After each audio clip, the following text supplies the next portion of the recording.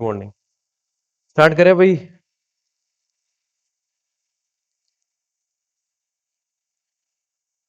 क्या मेरी वॉइस और स्क्रीन क्लियर आ रही है सभी को? एक बार कमेंट बॉक्स में लिख दीजिए फटाफट, क्लियर है सर।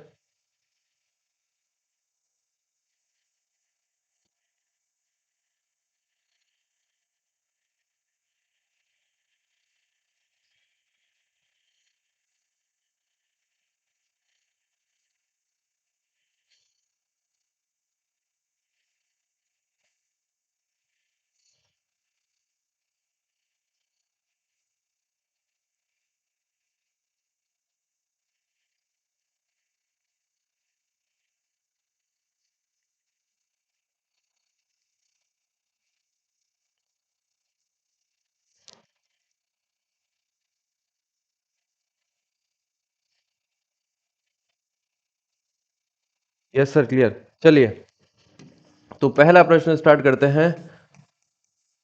अष्टांग योग अनुसंधान केंद्र।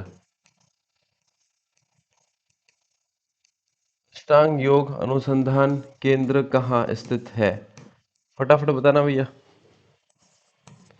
दूसरा, स्वामी विवेकानंद योग अनुसंधान केंद्र। तीसरा प्रश्न,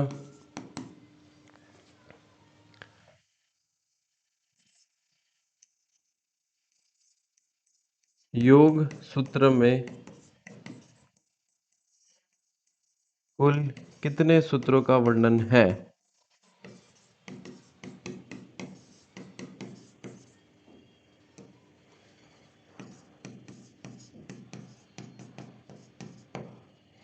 क्वेश्चन नंबर 4,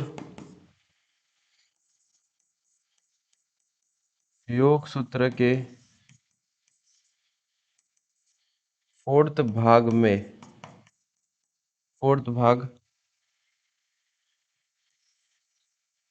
योग सूत्र का फोर्थ भाग कौन सा है? वह कितने सूत्र है?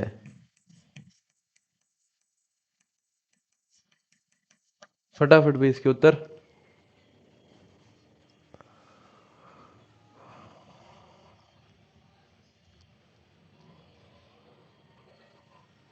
अष्टांग योग केंद्र मैसूर कर्नाटक में। ठीक है, बाकी बाकी बाकी उत्तर भाई फटाफट।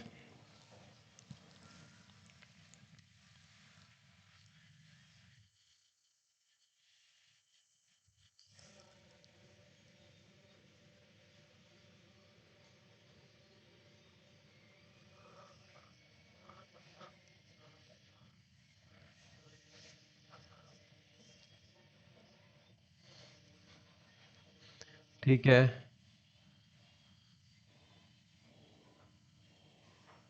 कर्नाटक मैसूर स्वामी विवेकानंद केंद्र बेंगलोर केवल्यपाद 34। ठीक है, इसके उत्तर लिख देते हैं अपन। तो अष्टांग योग अनुसंधान केंद्र कहाँ है? मैसूर कर्नाटक।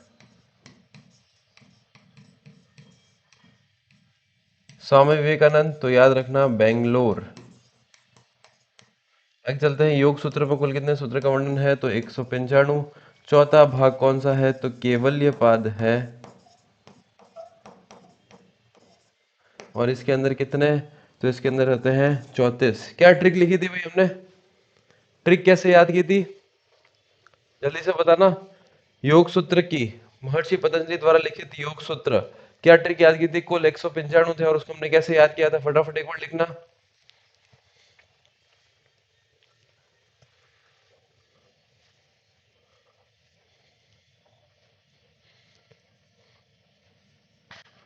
ट्रिक क्या थी? 51।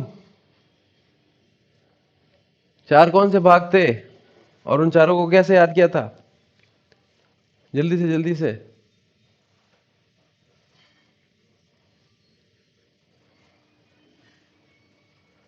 ठीक है, सभी का सही उत्तर है। अंकित, पालीवाल, संजू, मधु, गोपाल, मौनी। हाँ, 51, 55, 55, 34। ठीक है भैया। और कौन कौन से चार थे, उन चार के नाम भी लिख दो फटाफट। कौन कौन से चार थे? 51, 55, 55, 34 जो है उसकी शुरुआत कौन सा था? पहला अध्याय कौन सा, दूसरा कौन सा और तीसरा कौन सा? अगला पॉइंट जो है, अगला क्वेश्चन लिखता हूं, पंचकोश का वर्णन कौन से भाग में है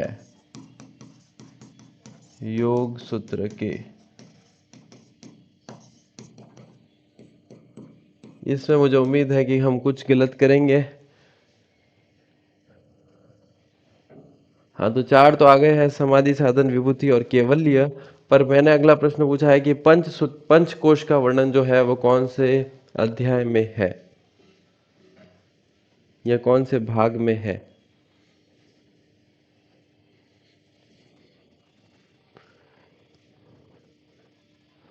उत्तर उत्तर उत्तर भाई, फटाफट फटाफट, फिर आगे चलते हैं।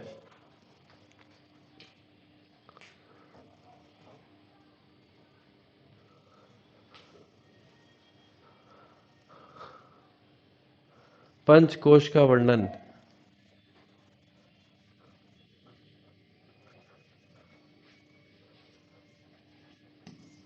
हाँ ये उत्तर देखते हैं कौन बताता है। चित्त के 5 भाग कौन से हैं? चलो भाई, इसका उत्तर तो आ गया है, समाधि में है। समाधि पाद जिसके थे 51, 51 सूत्र इसके अंदर थे, उसमें पंचकोश का वर्णन है। ये उत्तर कोई बताया तो मैं मानता हूं। चित्त के 5 भाग कौन से हैं? सिर्फ आपको नाम लिखने हैं।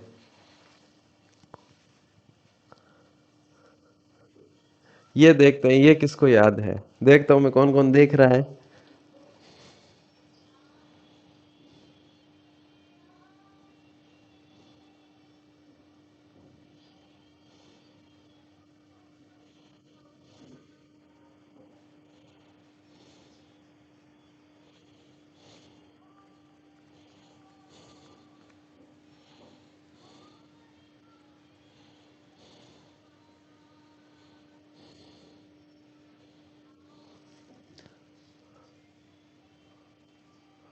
आ रहे भैया, आ रहे आंसर। मोनी ने दिया है, मधु ने दिया है, आशीष ने, पूजा ने, गोपाल ने।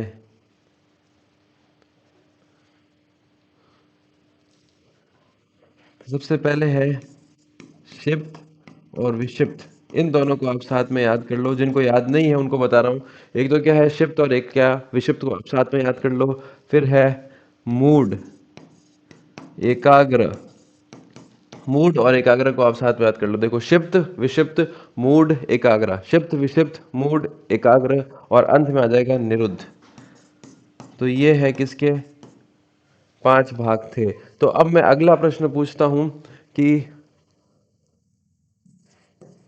सर्वपल्ली राधाकृष्णन ने सर्वपल्ली राधाकृष्णन ने योग की क्या परिभाषा दी? योग की क्या परिभाषा दी?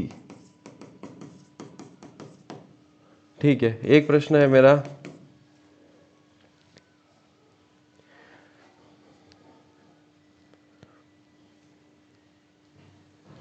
अगला जो प्रश्न है, हाँ, सर्वपल्ली राधाकृष्णन ने योग की क्या परिभाषा दी?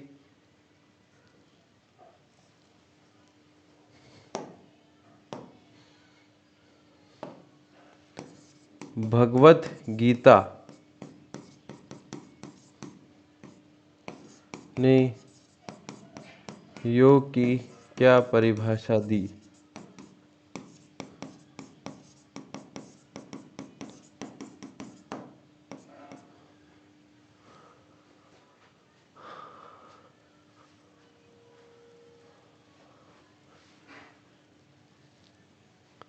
हाँ, सर्वपल्ली राधाकृष्ण क्या कहते हैं? अंधेरे से प्रकाश।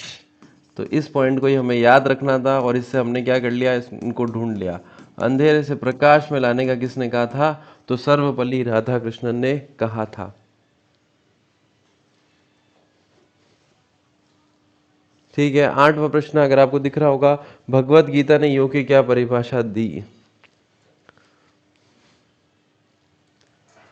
हाँ भाई, हमने देखा था कि कृष्ण भगवान और अर्जुन थे, तो वो क्या कहते हैं, वो कहते हैं कर्म करते जाओ, कर्म करते जाओ। बस आपका भी ये काम है कि बस कर्म करते जाओ, पढ़ते जाओ, फल की चिंता मत करो, फल अपना आप मिल जाएगा। आपको क्या करना है, आपको भी बस मेहनत करनी है। तो भगवत गीता है वो क्या कहते हैं, योग कर्मेशु कौशलम। तो यहाँ पर लिख देते हैं इसका उत्तर क्या है भाई, योग कर्मेशु कौशलम। तो इसी के साथ योग कर्मेशु कौशलम, तो हम हमारे कर्म को जो है और करते जाते हैं, फल की चिंता ना करते हैं कि क्या होगा एग्जाम में, बस हमको क्या है, हमको अभी जो है मेहनत करनी है। तो इसी के साथ हम आज की क्लास को स्टार्ट करते हैं कि योग कर्मेशु कौशलम, जिस प्रकार से कृष्ण भगवान जो है वो अर्जुन को कहते थे कि योग कर्मेशु कौशलम, वैसे ही हम जो है हमारी क्लास को जो है आगे बढ़ाते हैं। तो क्लास को आगे बढ़ाते हैं, इसको थोड़ा सा देख लेते हैं। ये क्या है, पतंजलि योग सूत्र कुल 195 थे, 4 अध्याय थे, चारों अध्याय मुझे पता है आपको याद हो चुके हैं। समाधि, साधना, विभूति और केवल्य, 51, 55, 55, 34। तो इस ट्रिक से हमने इन चारों को याद कर लिया था। फिर हमने देखा था कि इसके रचयिता कौन है, महर्षि पतंजलि है, अध्याय 4 है, सूत्र 195 है। अब प्रथम पाद आता है जो समाधि पाद होता है, जिसके अंदर कितने सूत्र है, तो 51 सूत्र है। और इसी पाद में क्या होता है, चित्तवृत्तीय पंचकोश अभ्यास वैराग्य का क्या है, संपूर्ण जानकारी जो है वो दी गई है। आगे देखते हैं, द्वितीय पाद जो आता है वो साधना पाद आता है। सूत्र जो है इसके 55 होते हैं। इसमें मुख्यतः जो है क्लेश अष्टांग योग यानी कि 5 बहिरंग की जो है व्याख्या की गई है, किसके अंदर, द्वितीय पाद के अंदर। जबकि हम तृतीय पाद की ओर चलेंगे तो तृतीय पाद में हम देखेंगे, रोहितांश गुर्जर भाई लेट हो गए हो आप। हाँ, तृतीय पाद जो है विभूति पाद का आता है। इसमें मुख्यतः जो है संयम यानी कि अंतरंग के जो 3 थे, धारणा, ध्यान और समाधि, इनकी बात की गई थी। चतुर्थ पाद में हम देखते हैं केवल्य पाद यानी कि सूत्र थे इसके अंदर 34। इसमें मुख्यतः योग की सिद्धियों तथा मोक्ष की जो है व्याख्या की गई है। तो ये हमने 4 प्रकार से जो है एक बार शॉर्ट में देख लिया था कि मोस्टली 99% तो है वो इन्हीं 2 जो हमने पेज पढ़े हैं, यहीं से आपके पास प्रश्न आएगा योग सूत्र के बारे में। पतंजलि योग सूत्र कितने अध्याय होते हैं, ये बहुत इंपॉर्टेंट है, निश्चित रूप से यहाँ से प्रश्न बनता है। फिर हमने थोड़ा और देखा था कि चित्त जो है वो कितने होते हैं, तो हमने देखा था क्षिप्त, विक्षिप्त, मूढ़, एकाग्र और निरुद्ध, इन 5 को हमने देखा था। फिर हमने देखा था वृत्ति की बात करी थी, तो वृत्ति जो है स्मृति, प्रमाण, निद्रा, विपर्य और विकल्प, तो ये 5 तरह की देखी थी। फिर हमने पंचकोश में देखा था, तो हमने देखा था अन्नमय, प्राणमय, मनोमय, विज्ञानमय और आनंदमय कोश जो है होते हैं। फिर हम चले थे कि हमको आज से जो स्टार्ट करना था वो स्टार्ट करना था बंध को, कि क्या होता है बंध। तो देखते हैं, किसी भी वस्तु अंग को बांधना या बाधा उत्पन्न करना। कोई भी वस्तु है या कोई भी अंग है, उसमें क्या करते हो आप, बांध देते हो या उसको बाधा उत्पन्न करते हो, उसे हम क्या कहते हैं, बंध कहते हैं। ठीक है, बंध मतलब ही क्या, आपने बांध दिया तो क्या हो गया, बंध हो गया। ठीक है, तो शरीर में 3 प्रकार के क्या होते हैं, बंध होते हैं। तो प्रश्न बनता है कि शरीर में कितने प्रकार के बंध होते हैं, तो 3 होते हैं। काफी किताबों में ये 4 प्रकार के लिखे हुए होते हैं, चौथे को वो महाबंध को बताते हैं, पर ये बंध जो है वो 3 प्रकार के होते हैं। अगर तीनों को हम एक साथ लगा दें तो उसे हम महाबंध कहते हैं, इसलिए यहाँ से ये पॉइंट आपको ध्यान रखना है। ठीक है, सबसे पहला जो बंध होता है वो मूल बंध होता है। कौन सा बंध होता है भाई, वो मूल बंध होता है। ये क्या कहते हैं कि श्वास भरकर गुदा द्वार को खींचकर बांधना, यह पूरक के साथ होगा। तो पूरक मतलब क्या, श्वास लेना। ठीक है, तो पूरक के साथ होगा, श्वास आपको क्या करना है, भरना है, और फिर गुदा द्वार को क्या करना है, खींचकर बांधना है। ये देखो आप, ये आपका गुदा द्वार जो होता है बीच में, तो इसको क्या करना है, मूल यानी कि रूट को क्या कर दिया, लॉक कर दिया, यानी कि इसको कॉन्ट्रैक्ट करके यानी कि खींच कर क्या होना है, यहाँ पर बांधना है आपको अंदर से, और उसे हम क्या कहेंगे, मूल बंध। तो यहाँ से प्रश्न कैसे पूछेगा, प्रश्न पूछेगा कि जो मूल बंध है वो कैसे किया जाता है, तो आपको याद रखना है पूरक करके, यानी कि श्वास को अंदर लेकर, श्वास को क्या भरकर, और किसको बांधना है, तो गुदा द्वार को। किसको बांधना है भैया, गुदा द्वार को जो है वो बांधना है। इस पॉइंट को आपको ध्यान रखना है। तो यहाँ पर मैं ये ब्रैकेट में डाल देता हूं कि ये पॉइंट आपको ध्यान रखना है। अगर गुदा द्वार को आप बांधते हो, खींच कर बांधते हो, तो वो कौन सा बंध कहलाएगा, वो मूल बंध कहलाता है। इस पॉइंट को आपको याद रखना है। ये देख सकते हो फोटो में, मूल बंध जो है ये रहा। यहाँ पर अगर आगे की साइड देखेंगे तो मूल बंध जो ये रहा, यानी कि रूट जो है वो लॉक कर दिया है। आगे देखते हैं, उड़ियन बंध की तरफ चलते हैं। तो यहाँ पर उड़ियन बंध, अब देखो जो मूल बंध था वो तो पूरक के साथ हुआ था, अब उड़ीयन बंध है वो कैसे हुआ है, रेचक करके। इन पॉइंट को आप समझना। मूल बंध आपने क्या किया था, श्वास को अंदर खींचकर, और आपने क्या गुदा द्वार को बंद किया था। अब क्या कर रहे हो, अब आप कर रहे हो भैया उड़ीयन बंध। उड़ीयन बंध में क्या करोगे, आप श्वास को छोड़ोगे, यानी कि रेचक, यानी कि श्वास को बाहर निकालना। रेचक करके पेट को पीठ से क्या करना, चिपका देना। यानी कि हम क्या करते हैं, आपको आप ये तो क्या है कि हम लोग सब करते रहते हैं। हम जब भी कोई फोटो खींचने को बोलता है कि भैया आपकी फोटो हो रही है, तो हम क्या करते हैं, हम सीधा खड़ा होकर और पेट को अंदर की तरफ कर देते हैं। तो वही क्या हो गया, उसी को हमको याद रखना है कि जब वो बैठकर योग के साथ, अभ्यास के साथ किया जाता है तो वो उड़ीयन बंध कहलाता है। क्या किया आपने, सांस को बाहर निकाली और आपने क्या किया, पेट को अंदर करके 2 मिनट तक या 30 सेकंड तक आप खड़े रहे और हम सब क्या है, फोटो खिंचवाते हैं। ये सब हमने कभी ना कभी जिंदगी में किया हुआ है। तो उसे हम क्या कहते हैं, उसे हम उड़ीयन बंध कहते हैं। इससे अच्छा एग्जाम्पल नहीं होगा कि हमें किस प्रकार याद करना है। इसमें क्या किया हमने, श्वास को पहले बाहर छोड़ा, बाहर छोड़ने को कहते हैं क्या, रेचक करना। और रेचक करके हमने क्या किया है कि हमने रेचक करके हमने पेट को पीठ से चिपका दिया, यानी कि हमने हमारा पेट को क्या कर दिया, अंदर कर दिया। तो ये देखो, ये रहा उड़ीयन बंध। ये क्या है, पेट को क्या किया आपने, चिपका दिया, यानी कि अंदर की तरफ कर दिया। तो इसे हम क्या कहते हैं, उड़ीयन बंध कहते हैं। इसको याद रखना है। आगे चलते हैं, जालंधर बंध। तो यहां पर क्या है, जालंधर बंध पूरक के साथ। तो अब यहां पर पहला क्या था, पूरक था, दूसरा रेचक था, और तीसरा वापस क्या हो जाएगा, पूरक हो जाएगा।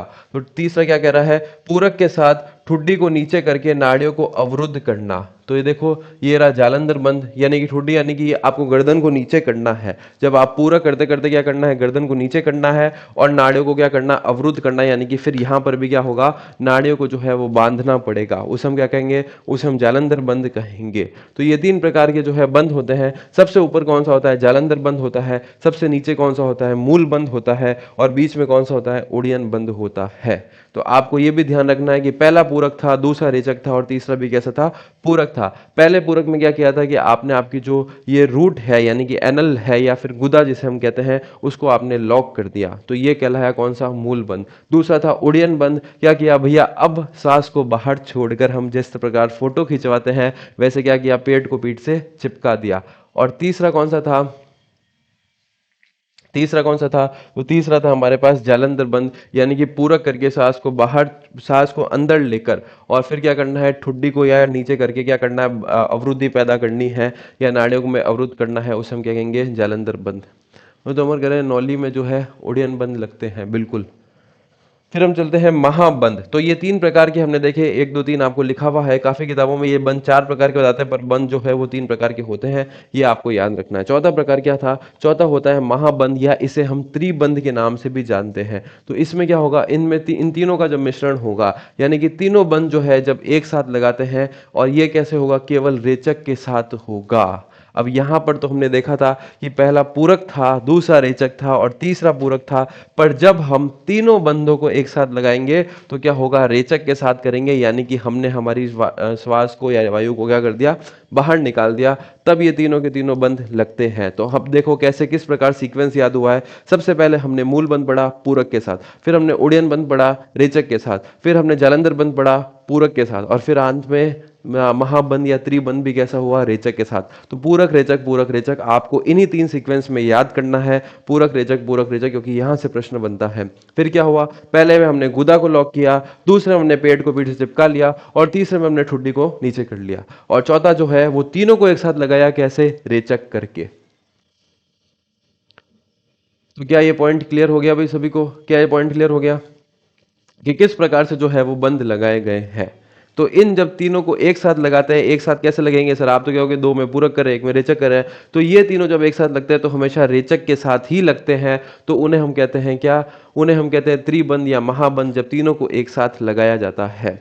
क्या ये पॉइंट क्लियर है, देख लो एक बार शॉर्ट में वापस बताता हूं। हमने देखा बंध, बंध का मतलब बस इतना सा होता है कि अवरुद्धि पैदा करना या बांधना। फिर हमने देखा था कि बंध जो है वो मुख्यतः 3 प्रकार के होते हैं, और जब तीनों को एक साथ लगाते हैं तो उसे महाबंध या त्रिबंध कहते हैं। पर अगर ये प्रश्न आए कि बंध कितने प्रकार के होते हैं, तो आपको बताना है बंध जो है वो 3 प्रकार के होते हैं। पहले हमने पढ़ा था क्या, मूल बंध होता है, ये हमेशा पूरक के साथ होता है, पूरक के साथ होता है, और इसमें हम हमारी गुदा को क्या है, खींच लेते हैं, यानी कि कॉन्ट्रैक्ट कर लेते हैं। तो ये बंध जो है उससे बंध को क्या कहते हैं, मूल बंध कहते हैं। अगला जो बंध होता है वो उड़ीयन बंध होता है। उड़ीयन बंध में क्या होता है, जिस प्रकार से हम हमारी फोटो खिंचाते हैं, फोटो खिंचाते वक्त हम क्या करते हैं कि हम श्वास को जो है बाहर निकालकर पेट को पीठ से चिपका देते हैं, यानी कि पेट को अंदर कर लेते हैं, तो वही हमारा जब बैठ के हम योग अभ्यास में करते हैं तो वही हमारा उड़ियन बंद कहलाता है। उड़ियन बंद होता क्या है, तो सर इसमें हम क्या करते हैं, रेचक करते हैं, यानी कि श्वास को बाहर निकालते हैं और श्वास को बाहर निकालकर क्या करते हैं, हमारे पेट को पीठ से चिपका देते हैं, तो इसे हम कहते हैं कौन सा, उड़ियन बंद। तीसरा हमने पढ़ा था जालंधर बंद। जालंधर बंद में कैसे होगा, तो जालंधर बंद में क्या होता है कि अब हम वापस पूरक करते हैं, पूरक करते हैं यानी कि श्वास को अंदर की तरफ लेते हैं, फिर हम हमारी जिस ठोडी को नीचे करते हैं यानी कि गर्दन को नीचे करके और यहां से लॉक करते हैं, उसे हम कहते हैं जालंधर बंद। तो पहला पूरक था, दूसरा रेचक था और तीसरा भी कौन सा हुआ, पूरक हुआ। अब जब इन तीनों को एक साथ लगाया जाता है उसे हम महाबंद या त्रिबंद के नाम से जानते हैं, और इसमें क्या होता है, रेचक के साथ इसे किया जाता है, यानी कि इसमें हम श्वास को वापस बाहर निकाल देंगे और इन तीनों की एक साथ प्रैक्टिस की जाती है, तो उसे हम महाबंद या त्रिबंद कहते हैं। तो कैसे याद किया, तो पहले पूरक हुआ, फिर रेचक हुआ, फिर पूरक हुआ और फिर रेचक हुआ। क्लियर है भाई, क्लियर है थी चीजें। सर कोर्स पूरा होने के बाद PYQ test series start करोगे ना, हाँ पीवाई क्यू वगैरह हम चलाएंगे, टेस्ट सीरीज चलेगी। कोर्स तो पहले पूरा कीजिए भैया। क्लियर है भाई सभी को, चले आगे, बताओ बताओ फटाफट कमेंट बॉक्स में। क्लियर सर, ठीक है आगे चलते हैं। अगला जो आता है वो सप्तचक अवधारणा आता है। तो ये सप्तचक अवधारणा है, ये 7 नाम आपको याद करने हैं, ये चक्र होते हैं, सप्त चक्र जिसके नाम से हम जानते हैं, चक्र लिखा हुआ चक्र होते हैं, ठीक है। इन चक्र में क्या होता है, सप्तचक अवधारणा में, तो यहां से प्रश्न बनता है आज्ञा चक्र। आज्ञा चक्र जो है वो ललाट क्षेत्र में होता है। तो इस प्रकार से ये क्या है, हमारे 7 चक्र होते हैं। इन 7 चक्रों को हम देखते हैं। सबसे पहला जो चक्र होता है वो सहस्त्रार चक्र होता है, यानी कि कपाल का ऊपरी शिरा। तो ये जो है ये कौन सा कहलाता है, सहस्त्रार चक्र कहलाता है। ये कपाल का जो है ऊपरी शिरा होता है। तो यहाँ पर आप इन फोटो के माध्यम से आप देख लो कि ये चक्र जो है वो कहाँ पर पाया जाता है। तो यहाँ पर मैंने सामने लिखा हुआ है, क्योंकि ये चक्र जो है यहां से पूछते रहे कि ये जो चक्र है ये कहां पर पाया जाता है, ठीक है। तो सबसे पहले है सहस्त्रार चक्र। ये कपाल का क्या होता है, ऊपरी शिरा होता है, तो इसको आपको याद रखना है। सहस्त्रार चक्र क्या होता है, कपाल का क्या होता है, सबसे ऊपर, कपाल के सबसे ऊपर होता है। ये क्या कहलाता है, सहस्त्रार चक्र कहलाता है। आगे कहते हैं अगला होता है आज्ञा चक्र। ये कौन सा होता है, ललाट का क्षेत्र होता है। ये आज्ञा क्षेत्र कौन सा होता है, ललाट का क्षेत्र होता है, ठीक है। यानी कि आप देखो कैसे याद रखोगे, सहस्त्रार चक्र तो सबसे ऊपर है, है, सह मतलब सबसे ऊपर है, तो ललाट के भी ऊपर हो गया, ललाट के ऊपर, या मैं कह सकता हूं क्या, कपाल के ऊपर हो गया। फिर हमने क्या किया, आज्ञा चक्र। अब किसी को हम कहते हैं, मैंने आपको कुछ बोला, आप मेरे को कहते हो यस, तो यस करते हो तो क्या किया आपने, इस तरीके से किया, यानी कि आपने आज्ञा को स्वीकारा है, तो क्या हो गया, ललाट का क्षेत्र हो गया। तीसरा हम याद करते हैं विशुद्धि चक्र। तो इसे हम क्या कहते हैं, कंठ चक्र, ठीक है। तो विशुद्ध, विशुद्ध मतलब मैं कह रहा हूं कि आपने क्या कह दिया, आपने कहा था मैं नहीं करूंगा, मैं आपकी आज्ञा नहीं मानूंगा, तो आप कैसे करोगे, ऐसे करोगे, तो ये कौन सा कहलाएगा, विशुद्धि चक्र कहलाएगा। कहां पर होता है, कंठ पर होता है। इस प्रकार हमने तीनों को याद किया है। सबसे पहले हम सप्त चक्र पढ़ रहे थे, सबसे ऊपर होता है सहस्त्रार चक्र। ये कहां होता है, कपाल के ऊपर होता है। दूसरा सर आपने कहा आज्ञा चक्र, मैं यस करूंगा यानी कि मैं हाँ बोलूंगा, आज्ञा चक्र लाट पे होता है। तीसरा आपने कहा विशुद्धि चक्र, विशुद्धि चक्र कंठ पर होता है, यानी कि आप क्या करोगे, नो करोगे, ठीक है भाई। आगे चलते हैं अनाहत चक्र। ये कहाँ होता है, हृदय क्षेत्र पर होता है। क्या नाम है, अनाहत चक्र। इस पॉइंट को याद रखना है कि अनाहत कहाँ पर होता है, हृदय चक्र पर होता है। फिर आता है मणिपुर चक्र, इसे हम क्या कहते हैं, अग्नाशय पर कहते हैं। तो मणिपुर कहाँ होता है, ये देखो आप, मणिपुर ये रहा, अग्नाशय पे होता है, जबकि हृदय पे कौन सा होता है, अनाहत होता है। तो अनाहत को कैसे याद करते हैं, चाहत से याद करना है। अनाहत को कैसे याद करना है, चाहत से याद करना है, कि हम किसी को अगर चाहते हैं तो हृदय से चाहते हैं। तो अनाहत क्या मतलब क्या हो गया, चाहत हो गया। अनाहत को चाहत से याद करना है, कहाँ होता है, हृदय पे होता है। और मणिपुर कहाँ पर होता है, तो मणिपुर होता है अग्नाशय क्षेत्र में होता है। अग्नाशय को हम कहते हैं पेनक्रियास। तो मणिपुर कहाँ होता है भैया, अग्नाशय क्षेत्र में होता है, यानी कि पेनक्रियास में। अनाहत, चाहत, हृदय, इस प्रकार तीनों को लिंक करके याद करना है। अगला जो होता है वो स्वादिष्ठान चक्र होता है, और यह नाभि क्षेत्र में होता है। स्वादिष्ठान कहां पर होता है, नाभि में होता है। अब स्वादिष्ट तो हमें भोजन मुंह से लगता है, पर भोजन कहां पर जाता है, पेट में जाता है। तो नाभि में याद करना कौन सा होता है, स्वादिष्ठान चक्र होता है। और आखिरी आता है मूलाधार चक्र। ये मूल प्रदेश में होता है। हमने मूल बंद पढ़ा था, वो भी इधर रूट पे था, गुदा पे था। तो मूलाधार चक्र भी कहाँ होता है, मूल प्रदेश में होता है। इस प्रकार हमको याद करने हैं। मूलाधार चक्र कहाँ होता है, मूल प्रदेश। जिस अपने मूल बंध हमने पढ़ा था वो भी कहाँ होता है, गुदा को लॉक करा था, ये मूल प्रदेश यानी कि सबसे नीचे जो होता है वो मूलाधार होता है। तो इस प्रकार से हमने ये सप्त चक्रों को याद कर लिया है। यहां से प्रश्न कैसे बनेंगे सर, तो प्रश्न बोलेंगे यहाँ पर अनाहत चक्र कहाँ पर पाया जाता है, शरीर के कौन से क्षेत्र में पाया जाता है, तो आप बोलोगे अनाहत से हमें याद किया था कि आज चाहत, और चाहत कहाँ से होती है, दिल से होती है, यानी कि हृदय से होती है। तो एक बार वापस देखते हैं। सबसे पहला होता है, हमने सप्त चक्र अवधारणा को पढ़ा है, सबसे पहला होता है सहस्त्रार चक्र। सहस्त्रार चक्र कहां पर होता है, तो कपाल के ऊपर होता है। सह, ऊपर सह लगा दिया यानी कि सबसे क्या होगा, ऊपर होगा। आगे देखते हैं आज्ञा चक्र। आज्ञा चक्र तो सर ललाट क्षेत्र पर होता है। आपने कहा था कि आप इतना पढ़ाई करोगे, मैंने कहा यस मैं करूंगा, तो वो क्या हो गया, हमने ललाट से बोला है यस, यानी कि ललाट पर होता है कौन सा, आज्ञा चक्र। तीसरा होता है विशुद्धि चक्र। विशुद्धि मतलब क्या, मैं नहीं करूंगा, मेरा विशुद्ध है, तो मैंने विशुद्ध कहां से किया, कंठ से बोला, मैंने कहा मैं नहीं करूंगा, तो विशुद्धि चक्र यहां पर होता है। आगे अगला चलते हैं, कौन सा, अनाहत चक्र होता है। ये कहां पर होता है, ये हृदय में होता है। कैसे याद किया, अनाहत से याद किया हमने, क्या, चाहत को, और चाहत हमेशा दिल से होती है, यानी कि हृदय से होती है। अगला हमने देखा था कौन सा, मणिपुर चक्र। और मणिपुर चक्र को हमने याद किया था किससे, अग्नाशय से किया था, यानी कि पेनक्रियास से होता है। तो ये हमें याद रखना है कि मणिपुर कहां होता है, तो पेनक्रियास यानी कि अग्नाशय में होता है। फिर हमने देखा था स्वादिष्टान से। स्वादिष्ट तो हमें भोजन जो है मुंह से लगता है, पर अंत में तो कहां जाता है, वो हमारे पेट में जाता है। तो स्वादिष्टान कहां पर होता है, नाभि क्षेत्र में जो है होता है। और मूलाधार चक्र कहां होता है, जिस प्रकार हमने मूल बंध जो है वो पढ़ा था, वैसे मूलाधार चक्र भी कहां होता है, तो मूल प्रदेश में होता है। क्लियर है भाई? उम्मीद है सप्त चक्र जो है वो अब आपको क्लियर हो चुके होंगे। याद हो गए भाई साथ साथ? बस थोड़ा सा आप लिंक करके याद करो, बहुत इजी है, बहुत आसान है शारीरिक शिक्षा। सभी के जो है 100+ आराम से क्वेश्चन सही हो जाएंगे। थोड़ा सा चीजों को लिंक करो, पढ़ते वक्त इस प्रकार से पढ़ो। राजस्थान जी के भी पढ़ रहे हो तो इसी प्रकार से पढ़ो। ये रटने से कुछ नहीं होगा। वो अब जमाने गए हैं कि आप 3 महीने पहले रट लो और आपका पेपर निकल जाएगा। ऐसे पेपर नहीं निकलेगा। चीजों को लिंक करके थोड़ा सा समझ के, क्या किया मैंने, क्या किया, आपको बस जोड़ दिया। अनाहत से बन गया चाहत, आज्ञा से बन गया क्या, ललाट, विशुद्धि से बन गया क्या, कंठ, ऊपर सबसे पहले क्या, सहस्त्रार, फिर क्या हो गया, एक हमने याद किया मणिपुर को, हमने याद किया क्या, अग्नाशय से। मूल से तो हमने याद कर लिया था क्या, मूल बंद होता है, तो कहाँ होता है, गुदा में होता है, यानी कि सबसे नीचे हो गया, मूल प्रदेश में हो गया। स्वादिष्ठान को हमने कैसे याद किया, नाभि से याद किया। देखो ये एक बार में हो गया। सर क्लास का टाइम यही रहेगा क्या, 10:30 से? नहीं नहीं, क्लास का टाइम ये नहीं रहेगा। आज मेरे को थोड़ा लेट काम, थोड़ा मतलब दिन में काम था, तो मैंने कहा आज जल्दी ले लेते हैं। याद हो गया भाई सभी को, क्लियर है? चले आगे अब, जल्दी जल्दी फटाफट फटाफट भाई।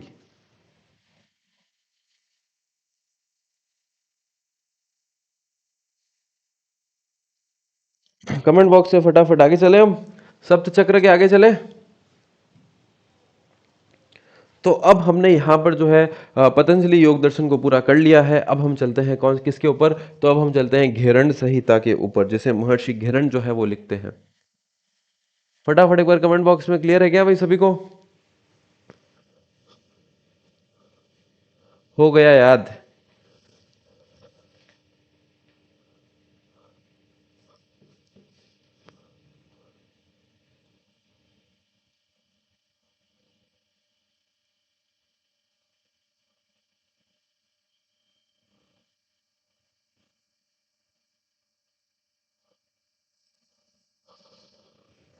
क्लियर सर, चलो भाई अब हम चलते हैं घेरण संहिता के ऊपर। यहाँ पर आपको दिख रहा होगा कि कौन लिखते हैं, महर्षि घेरण जो है इसे लिखते हैं। जिस प्रकार योग दर्शन जो है वो महर्षि पतंजलि लिखते हैं, तो यहाँ पर भी घेरण संहिता को भी महर्षि घेरण लिखते हैं। देखते हैं क्या है घेरण संहिता के अंदर। तो ये तीनों जो है अभी आगे, अभी हमने योग दर्शन पढ़ा था, पतंजलि योग दर्शन, अब हम घेरण संहिता पढ़ रहे हैं। और अगला हम पढ़ेंगे हठ प्रदीपिका। यहाँ से मैं कह रहा हूँ निश्चित रूप से जो है 2 से 3 प्रश्न आपको श्योरिटी से मैं कह देता हूँ, कोई भी एग्जाम दे दो आप, चाहे EMR दे दो, चाहे KVS दे दो, चाहे राजस्थान का दे दो, चाहे सेकंड ग्रेड दे दो, चाहे फर्स्ट ग्रेड दे दो, सभी के प्रश्न यहाँ से बनेंगे, आप देख लेना। और अब जो आप योगा के जो प्रश्न आप सॉल्व करोगे, तो आपको अलग ही कॉन्फिडेंस आएगा कि भैया हमें तो चीजें याद है। आप लिंक कर पाओगे कि हाँ ऐसा मैंने पढ़ा था और ऐसा ये आ रहा है। ठीक है भाई, आगे चलते हैं। घेरण संहिता रचयिता कौन है, तो महर्षि घेरण जो है वो इसके रचयिता होते हैं। तो घेरण से हमें याद करना है किसने किया है, तो महर्षि घेरण ने किया है। घेरण संहिता में कुल 7 अध्याय का वर्णन किया गया है। जिस प्रकार से हमने योग में पढ़ा था, जो महर्षि योग दर्शन में पढ़ा था, महर्षि पतंजलि द्वारा था, 4 अध्याय का वर्णन था, हमने याद किया था 51, 55, 55, 34, जिसके कुल सूत्र थे 195। यहाँ पर है 7 अध्याय, वहां पर थे 4 अध्याय थे। इसे सप्तांग योग कहते हैं। ठीक है, प्रथम अध्याय कौन सा होता है, किस जिसे से 7 अध्याय है, तो हमने क्या बोला, सप्तांग योग हम इसे कहते हैं। ठीक है, तो अब यहाँ पर क्या होता है, प्रथम अध्याय जो है वो किसके बारे में बताता है, तो षटकर्म के बारे में बताता है। प्रथम अध्याय किसके बारे में कहता है, तो षटकर्म के बारे में प्रथम अध्याय बताता है। जो द्वितीय अध्याय होता है वो 32 आसनों के बारे में बताता है। तो द्वितीय द्वितीय अध्याय ने क्या बोला, 2 से हमने याद करना है, 2 के बाद आता है क्या, 3, और फिर वापस क्या, 2। तो 2 से याद करना है 3 और 2, यानी कि 32 आसन के बारे में बताता है। प्रथम अध्याय जो है वो षटकर्म के बारे में बताता है। तृतीय अध्याय जो है वो 16 मुद्राएं, 4 बंध और 5 धारणाएं, यानी कि इस प्रकार से कुल होते हैं ये 25। तो 16 तो मुद्राएं हैं, 4 है बंध है, और 5 है धारणाएं। अब सर ये 4 बंध कौन से हुए, तो यहाँ पर उसने उन 3 को क्या मान लिया है, 4 मान लिया है, जो हमने मूल बंध, उड़ियन बंध, जलंधर बंध 3, और चौथा क्या मान लिया इसने, महाबंध। तो 4 तो हो गए बंध। यहाँ पर षटकर्म कौन से थे, जो सबसे हमने पहले पढ़े थे, कौन कौन से भैया, नैति, धोती, नौली, कपाल भाती, वो सभी जो है वो 6 षटकर्म हो गए हैं। आसन हमने काफी सारे पढ़े थे, तो द्वितीय अध्याय में जो है 32 आसन की बात की गई है। 16 मुद्रा, 4 बंद और 5 धारणा। यहाँ से ऊपर ऊपर से प्रश्न इतना ही बनता है, ये तृतीय अध्याय में जो है किसकी बात की गई है, तो आपको ये पॉइंट याद रखना है। चतुर्थ अध्याय में जो है वो प्रत्याहार की बात की गई है। तो प्रत्याहार तो सर ऐसे तो हमने पढ़ा था, अष्टांग योग के अंदर कौन सा होता है भाई, कौन सा अंग होता है प्रत्याहार, यम, नियम, आसन, प्राणायाम और प्रत्याहार, ऐसे तो 5वां होता है। बट हमें यहाँ पर घिरण संहिता के अंदर चौथे में याद करना है कि चौथे में किसके बारे में है, तो प्रत्याहार के बारे में है। और पंचम के बारे में किसमें है, तो प्राणायाम के बारे में, यानी कि 8 प्राणायाम। तो यहाँ पर घिरण संहिता इसको उल्टा कर देता है। जिस प्रकार से अष्टांग योग जो है वो चौथे पे प्राणायाम और 5वें पे प्रत्याहार बताता है, जिसे हम बीच की घड़ी कहते हैं, यहाँ पर उल्टा हो जाता है। चौथे में आ जाता है क्या, चौथे में आ जाता है प्रत्याहार, और 5वें में आ जाता है क्या, प्राणायाम, यानी कि 8 प्राणायाम और प्रत्याहार की बात करता है। छठा अध्याय जो है वो ध्यान की बात करता है। तो छठा अध्याय आप देखो, वहां पर था धारणा, 7वां था ध्यान, तो यहाँ पर छठा किसकी बात कर रहा है, ध्यान की बात कर रहा है। और 7वां अध्याय जो है वो 6 प्रकार की समाधि की बात कर रहा है, यानी कि इसने ध्यान को, धारणा को नहीं गिना है। इसने अंत में कौन कौन से बोले हैं, दो, कि एक तो ध्यान बोला है और एक क्या बोला है, समाधि बोला है, 6 प्रकार की। तो अब कैसे याद करना है सर, याद करने का आपको तो तरीका बताओ कि हमने कुल क्या याद किया, हमने देखा, हमने किसकी बात करी, घिरण संहिता की बात करी।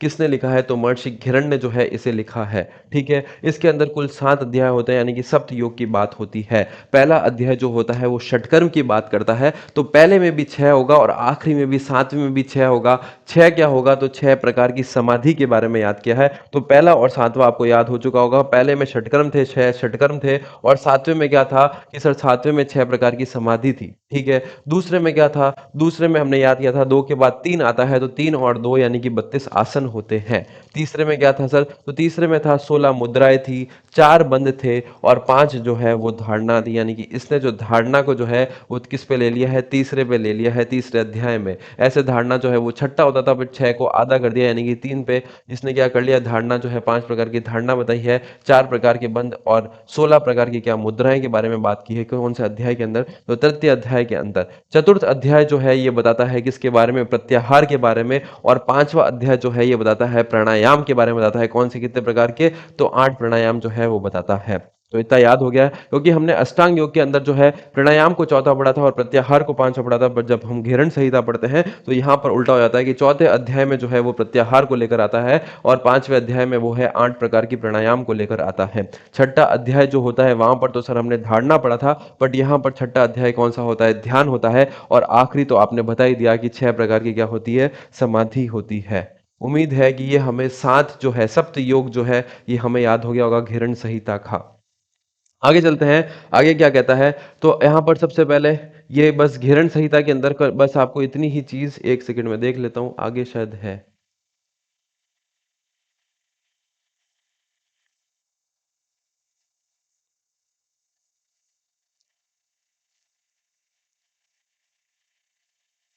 घेरण संहिता के बारे में बस यही चीज है कि कितने कितनी क्या क्या चीजें होती है। हम्म,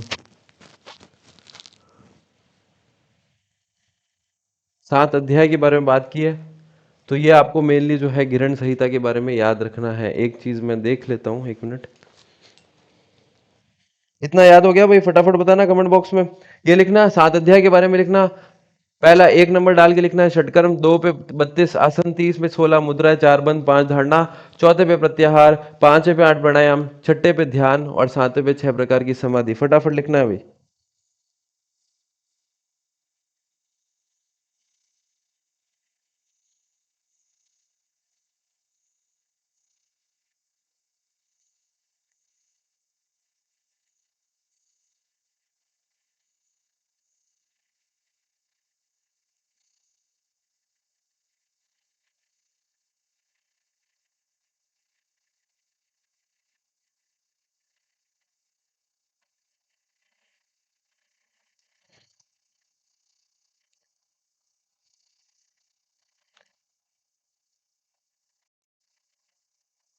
हाँ, अष्टांग में जो मैंने कहा ना प्रत्याहार पांचवा होता है, तो चौथा कौन सा यहाँ पर चौथा है, वो प्रत्याहार होता है। इसको ऐसे याद रखना है। गिरण संहिता में बस हमें इतना ही याद करना है। आगे हम चलते हैं हठ प्रदीपिका की तरफ। तो ये याद हो गया भैया? याद हो गया भाई ये सभी को? फटाफट एक बार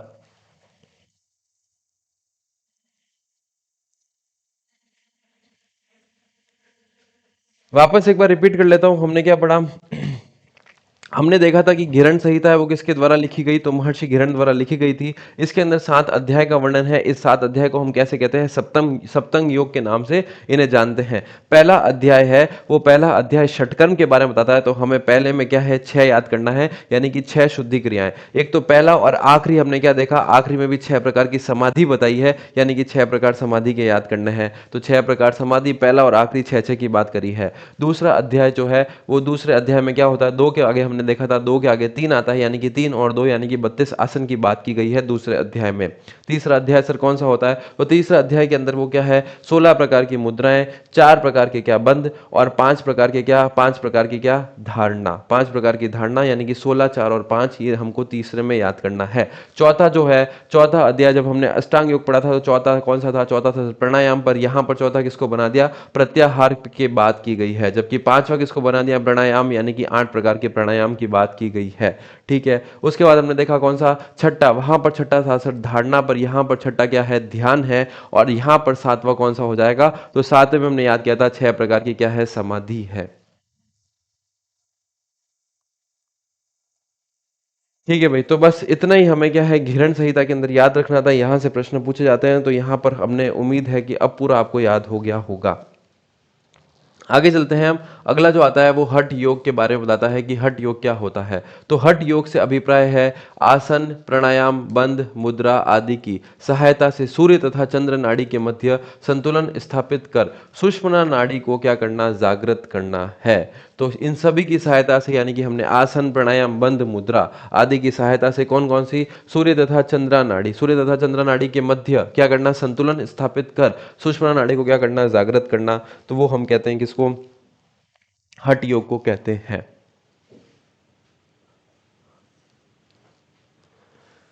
ठीक है भाई, मधु तोमर, संजू बराल ने लिखा है। बाकी को क्या भाई याद नहीं हुआ क्या भाई? कमेंट बॉक्स में तो लिख दो सर, क्लियर सर। यहाँ पर पिक्चर देखने नहीं आया भैया अपन।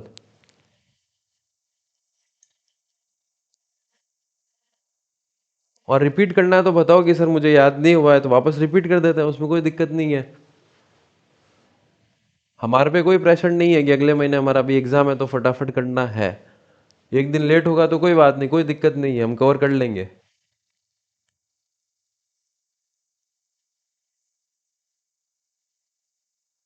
नींद नहीं लेनी है भैया, यहाँ पर मोबाइल के सामने रख के नींद नहीं लेनी है।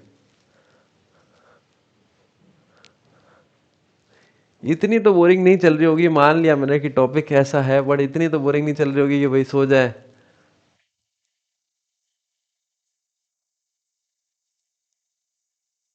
हाँ भाई। हाँ, किरण कह रहे हैं रिपीट प्लीज, चलो रिपीट कर देते हैं एक बार। हमने घिरण संहिता पढ़ा था। घिरण संहिता के जो रचयिता थे वो कौन थे? तो महर्षि घिरण होते हैं। फिर घिरण संहिता में क्या है? कुल 7 अध्याय की बात की गई है। कितने? 7 अध्याय। तो 7 अध्याय का वर्णन किया गया है। इन 7 अध्याय को 7 से क्या बना है? सप्तांग बना है। तो 7 अध्याय को क्या कहते हैं? सप्तांग योग कहते हैं। फिर अब यहाँ पर आपसे प्रश्न कैसे पूछा जाएगा कि एक तो कितने अध्याय हैं इसके अंदर, किसने इसको लिखा है, और फिर इन 7 अध्याय में किस किस की बारे में बात की गई है। अब हम अगर यहाँ पर जो है 16 मुद्राएं या हम 32 आसन अगर इनकी बात करने लग जाए तो जो क्वेश्चन है वो बहुत डीप चला जाता है, डिटेल में चला जाता है। तो हमें बस इनको ऊपर ऊपर से याद करना है कि क्या क्या चीजें होगी। अब अगर आप फर्स्ट ग्रेड या असिस्टेंट प्रोफेसर का आप एग्जाम देने जा रहे हो तो वहां पर हमें ये सब चीजें याद भी करनी पड़ेगी, पर थर्ड ग्रेड सेकंड ग्रेड के लेवल में हमें इतना याद करने की जरूरत नहीं है। हमें बस ये ध्यान रखना है कि पहले अध्याय में जो है वो किसकी बात की गई है। तो अब मैंने फिर बताया है आपको क्या है, पहले और सातवें में क्या है, लिंक करके पढ़ना है। पहला अध्याय जो है वो षटकर्म की बात करता है। षटकर्म के अंदर हमने पहले पढ़ा था 6 प्रकार की शुद्धि क्रियाएं होती है। तो पहले में भी क्या था? 6 है, और आखिरी में भी क्या होगा? 6 प्रकार की किसकी बात की है? समाधि की बात करी है। ये हमको याद हो गया। अब दूसरा अध्याय जो था, 2 के बाद क्या आता है सर? 2 के बाद 3 आता है, और 3 के बाद हमें 2 याद करना है। यानी कि यहाँ पर 32 आसन की क्या है? बात की गई है दूसरे अध्याय में। जो तीसरा अध्याय था, तीसरे अध्याय के अंदर सर क्या था? तो तीसरे अध्याय के अंदर था 16 मुद्राओं के बारे में बात किया गया है। 16 मुद्राओं के बारे में बात किया गया है। 4 जो है वो बंद के बारे में बात किया गया है, और 5 प्रकार की धारणाओं के बारे में बात किया गया है। किसके अंदर? तृतीय अध्याय के अंदर। यानी कि 16 तो क्या है? मुद्रा है, 4 बंद है, और 5 क्या है? धारणा है। तो 16, 4 और 25 इस प्रकार से हमें क्या है? 25 को टोटल कुल बात की गई है तृतीय अध्याय के अंदर। ठीक है। अब हमने जब अष्टांग योग पढ़ा था तो हमने एक सीक्वेंस याद किया था। यम, नियम, आसन, प्राणायाम, प्रत्याहार, ये कुल थे 5 बहिरंग थे, और छठा जो होता था वो धारणा, ध्यान और समाधि होता है। बस यहाँ पर क्या है? अब वहां पर हमने देखा था यम, नियम, आसन और प्राणायाम, यानी कि चौथा कौन सा आ रहा था? प्राणायाम आ रहा था, और पांचवा कौन सा आ रहा था? प्रत्याहार आ रहा था। पर यहाँ पर उल्टा हो जाएगा। वहां पर चौथा क्या था? प्राणायाम था, यहाँ पर चौथा क्या हो जाएगा? प्रत्याहार हो जाएगा। यानी कि चतुर्थ अध्याय के अंदर प्रत्याहार की बात की गई है। वहां पर क्या था? चौथा था प्राणायाम, यहां पर कैसा हो गया? पांचवा हो गया। और प्राणायाम भी कितने? तो 8 प्राणायाम की बात की गई है। आगे देखते हैं छठा अध्याय। छठा अध्याय, वहां पर हमने जो छठा पढ़ा था वो हमने धारणा, ध्यान और समाधि पढ़ा था, पर यहां पर धारणा को इसने ऊपर ही ले लिया। 5 प्रकार की धारणा जो है वो तीसरे में बता दी। तो यहां पर छठा कौन सा बन जाता है? यहाँ पर ध्यान जो है वो छठा बन जाता है। और सातवां पढ़ ही लिया कि 6 प्रकार की क्या है? समाधि का वर्णन किया गया है।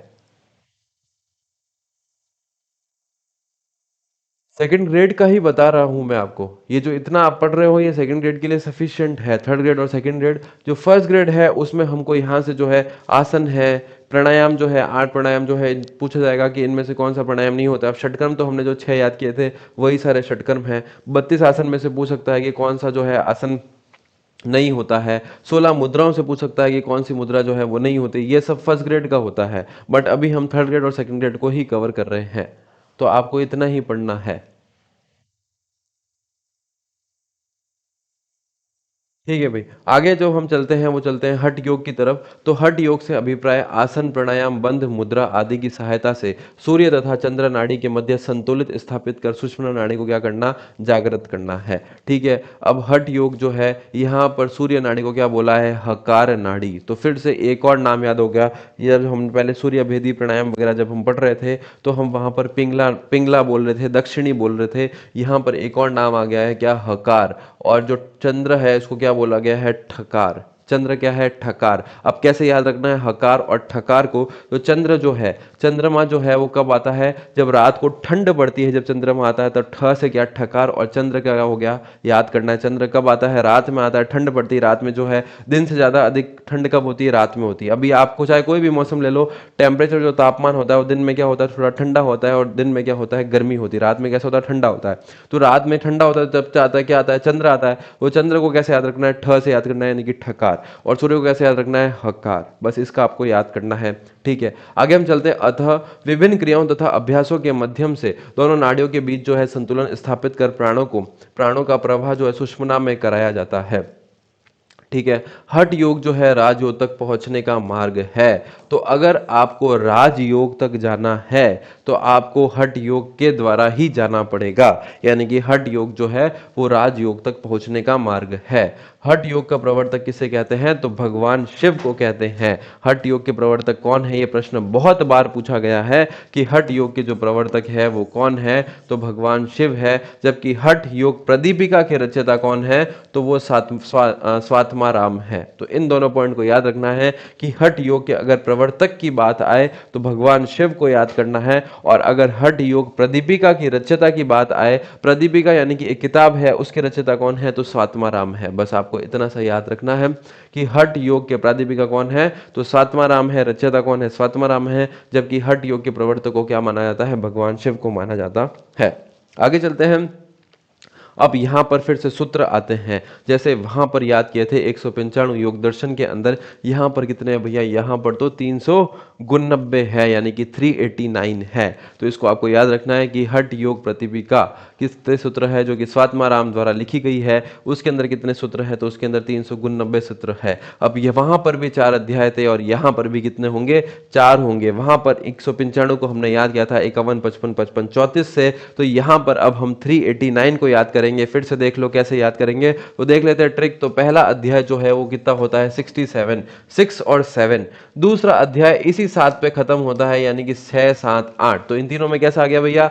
6, 7, 8। ऐसे याद रखना है, 6, 7 और 7, 8। ठीक है। उसके बाद हमें याद करना है 130 और 114। 130 और 114 ये हमें याद रखना पड़ेगा। पहला अध्याय 6 और 7, दूसरा अध्याय 7 पे खत्म हुआ था तो 7 और 8। तीसरा अध्याय 130 और चौथा क्या होगा? 114 होगा।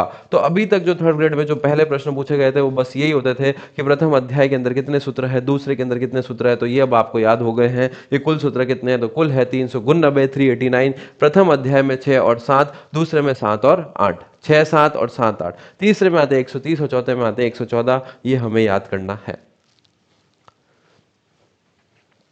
क्लियर है बेटी चीज? ठीक है, आगे चलते हैं। अब प्रथम अध्याय के अंदर किस किस की बात की गई है? तो प्रथम अध्याय के अंदर जो है 6-7 सूत्र यानी कि 67 जो कुल होते हैं, और यहाँ पर 15 आसन की बात हुई है। महर्षि घिरण्य के अंदर हमने देखा था द्वितीय अध्याय के अंदर 32 आसन की बात हुई थी। यहाँ पर पहले अध्याय के अंदर कितने आसन? 15 आसन की बात हुई है।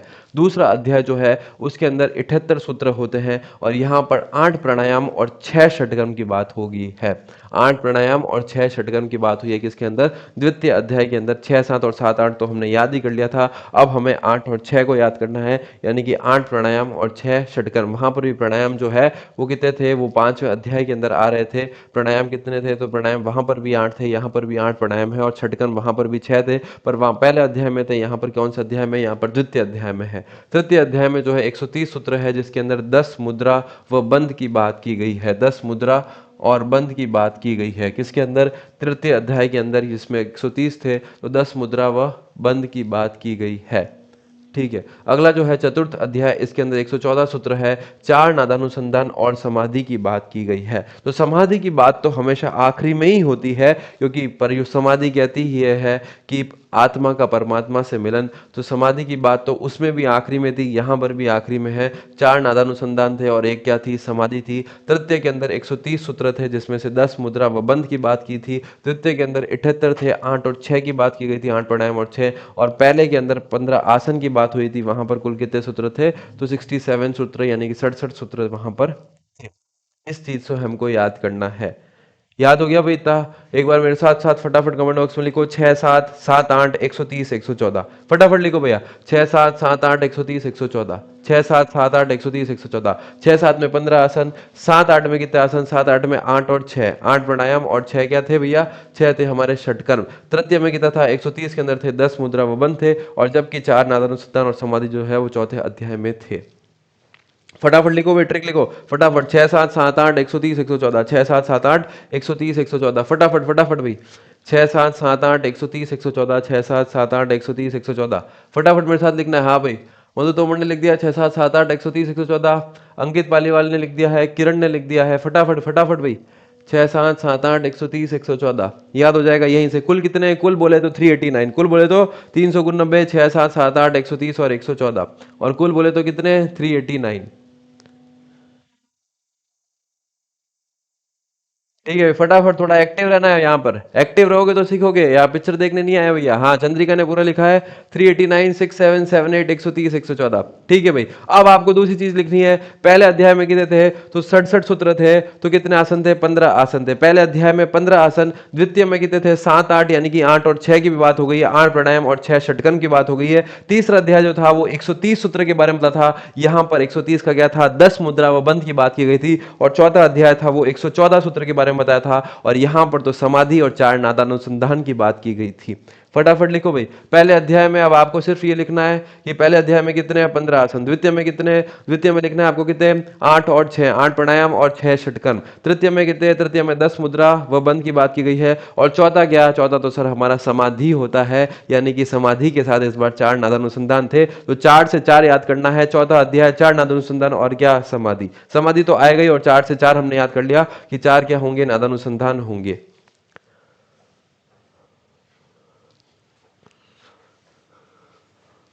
चौथा अध्याय क्या? चार नादुनुसंधान, और एक क्या है हो गई भाई? एक हो गई हमारी समाधि। हाँ, पिंक वाले ने लिखा है 15 8 10 4। फटाफट फटाफट भी लिखना है सभी को। एक्टिव रहना, एक्टिव रहना है। पहला चंद्रिका 67 6 7, और इसके आगे लिखा है 15 आसन। दूसरा क्या भाई?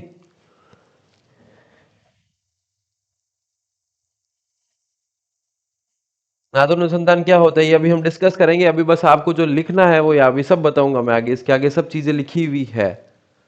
अभी बस आपको ये याद करना है। 6 7 7 8 130 114। 6 7 के अंदर थे 15 आसन। 7 8 के अंदर क्या था? 7 8 के अंदर था 8 प्राणायाम। और 6 क्या था भैया? 6 थे हमारे षटकर्म। 130 के अंदर था क्या? 10 मुद्रा व बंध था। और 114 के अंदर क्या था? तो 114 के अंदर हमने देखा कि 4 तो क्या थे? 4 से 4 नादानुसंधान, और एक क्या होता है सर? एक तो क्या? समाधि होता है। हाँ भाई, अंकित पाली वाले लिख लिया है।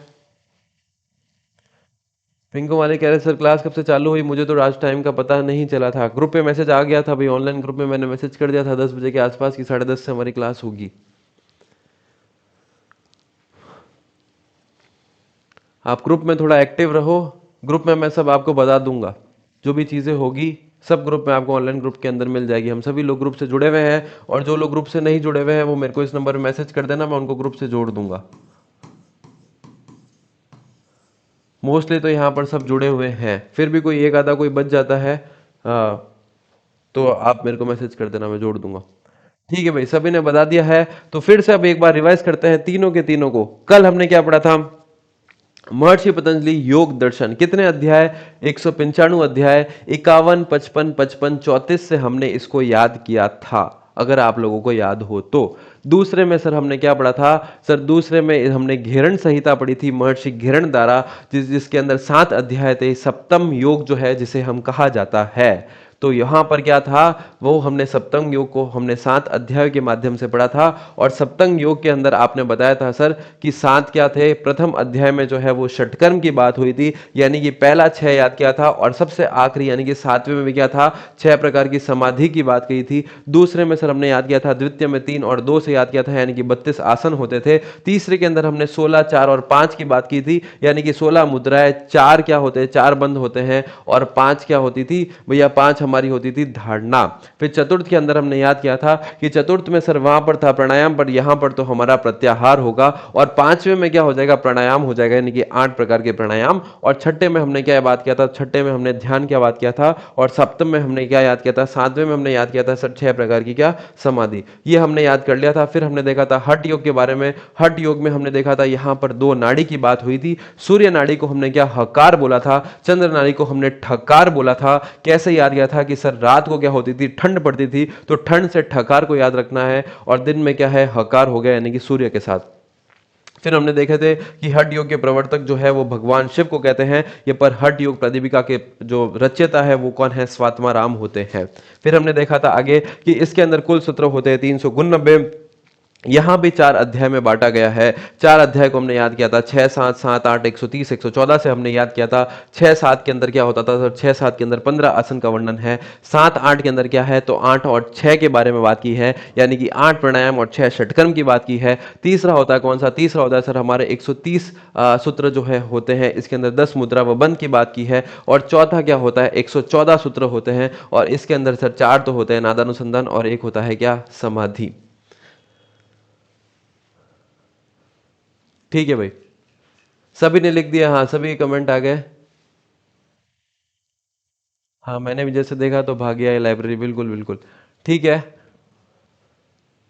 तो जिन्होंने भी क्लास नहीं देखी थी वो वापस एक बार, जो लेट जुड़े हैं वो वापस एक बार आप पहले देख लेना। आज की क्लास इंपॉर्टेंट है, यहाँ से निश्चित रूप से प्रश्न बनेंगे, और जिस प्रकार से मैंने याद करा है आपको वैसे ही याद करना है। मैंने भी ऐसे ही याद किया था, तो आपको भी ऐसे ही याद रखना है। मैं भी सफल हुआ तो आप लोग भी सफल हो जाओगे। हाँ भाई, तो अब आज जो है बस इतना ही आपको याद करना है, इतना ही पढ़कर आना है। बट ये सभी चीजें याद होनी चाहिए, मुंह जबानी याद होनी चाहिए, जैसे मेरे को याद है। अगर आपको ऐसे याद नहीं है तो फिर मतलब नहीं है भैया, फिर पढ़ाने का कोई मतलब नहीं है। फिर हम पिक्चर देख के और जा रहे हैं वापस अपने अपने घर पे, तो पिक्चर यहाँ पर नहीं देखनी है, हमें याद करना है। इस पॉइंट को आप याद रखना। तो आज मेरे को भी थोड़ा काम है, तो हम क्लास को थोड़ी छोटी रखेंगे, पर जितनी चीजें कराई है वो सब याद होनी चाहिए, इतना आप ध्यान रखना। अब देख लो, इसके आगे ऐसा कुछ बचा नहीं है, इसको तो बहुत हल्का सा है, पर मैंने आज यहाँ पर इतना ही छोड़ा है। कल हम विस्तृत में जो है नादानुसंधान क्या होता है उन सभी के बारे में हम बात करेंगे कि इसके अंदर, क्योंकि यहाँ से क्या है कि प्राणायाम से भी प्रश्न आए हुए हैं कि कौन से 8 प्राणायाम होते हैं। वहां पर तो मैंने आपको ऊपर से बताया था, बट यहाँ पर क्वेश्चन आया हुआ है, तो मैं यहाँ पर जोड़कर लाया हूँ। ये देख लो, 8 प्राणायाम होते हैं, 10 मुद्राबंद होते हैं। ये हमने नादानुसंधान देख लिए, और उसके बाद हम योग के बारे में बात करेंगे कि 21 जून को जो है ये योग दिवस जो है 21 जून को ही क्यों बनाते हैं, और 21 जून को क्या है, कब से स्टार्ट हुआ था, फिर 2024 और 2025 अंतर्राष्ट्रीय योग दिवस के अंदर क्या था, और फिर ये हमारा मनोरंजन आ जाएगा। तो हमारा योग मोस्टली खत्म हो चुका है, थोड़ी सी जो बात है वो मैंने कल के लिए छोड़ दी है। फिर हम मनोरंजन और कैंप शिविर के साथ हम इस यूनिट को जो है खत्म कर देंगे अगले 2-3 दिन में। क्लियर है भाई सभी को? पर इतना जितना कराया भैया याद हो जाना चाहिए। अगर यहाँ पर याद नहीं हो रहा है तो इन क्लासेस का कोई मतलब नहीं है। मुझे चीज़ें याद चाहिए कि क्लास में याद होना चाहिए। यहाँ पर पहले बता रहा हूँ, नोट्स बनाने नहीं आए हैं, पिक्चर देखने नहीं आए हैं, इस बात को आप कान खोल के सुन लेना।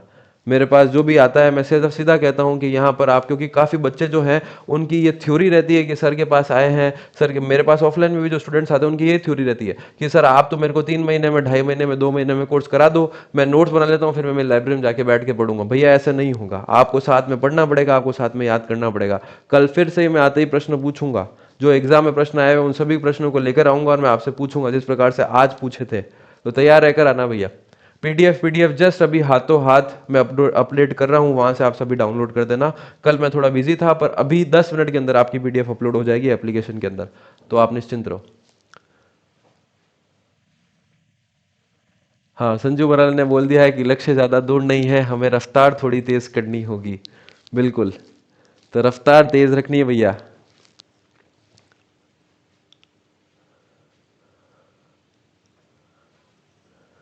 ठीक है, तो आज की क्लास को हम यहीं पे समाप्त करते हैं।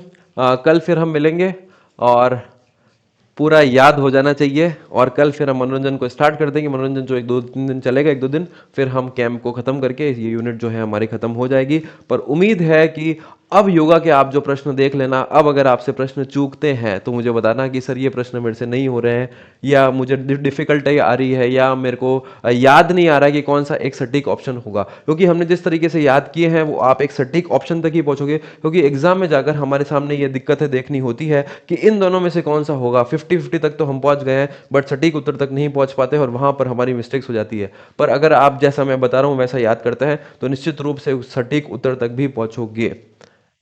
यही मेरा अनुभव है, और वैसे ही मैं आपको करा रहा हूं। ठीक है भाई, फिर मिलते हैं कल सभी से। तब तक के लिए सभी को जय हिंद, जय भारत।